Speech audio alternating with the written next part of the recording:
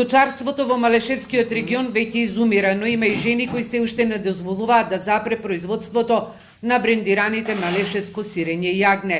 Една од нив е Евангелина Пармачко од Беровското село Будинарци, која рамо до рамо со незиниот сопруг и вработениот овчар да работи на бачилото, но и произведуваат и сточна храна. Вангелина е една од 10 жени сточарки во Малешевијата која произведува органско и квалитетно сирење, а може да се вкуси во беровските ресторани и хотели или да се купи директно од нив.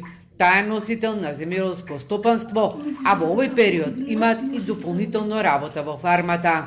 Моментално работиме во 3 смени се работат, пошто почнува јагнењето и ноќе се гледаат овците, им се помага во јагнењето, во доењето на јагнињата. Работата е доста тешка и затоа сточарството изумира во Малешевијата. Мислам, не знам како на ниво на Македонија, тешко е, пошто работна рака занемува, работата е посветена, тешка и одговорна, не може секој да биде сточар.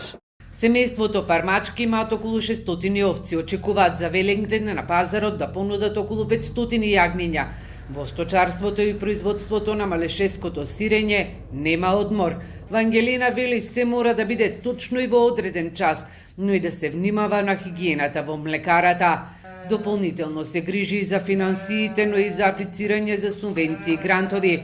Таа ги пофали вработените од подрачната единица на ресорното министерство и од Федерацијата на фармери, кои им помагаат, но смета дека државата мора повеќе да им понуди на сточарите, бидејќи имаат потреба од модернизација на фармите, но и да ги задоволат европските стандарди. То сакаме понатаму овце да ги молземе на систем со молзачка, а не рачно, затоа што реков и претходно нема доволна работна рака и тоа не може да се постигне, ќе мора да одиме машински, за да одиме машински мора да се модернизираме. Имаат доставено барање до Агенцијата за храна и ветеринарство нивното органско малешевско сирење да се најде и во продавниците низ земјава. Во моментов најголем проблем на сточарите им е обезбедување на сточната храна, чија цена е зголемена. Сега се најголем проблем и високите цени.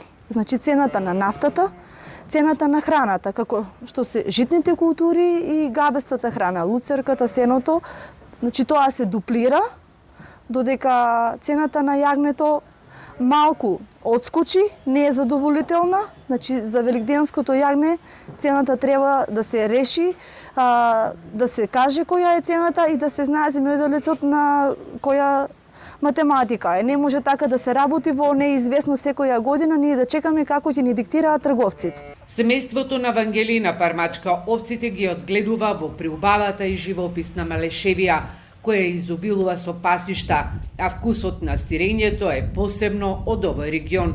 Според оваа сточарка, мајка, но и носител на земјоделско стопанство, за да се привлечат жените да останат да работат во оваа гранка, потребно е да се изборат за бенефициран стаж.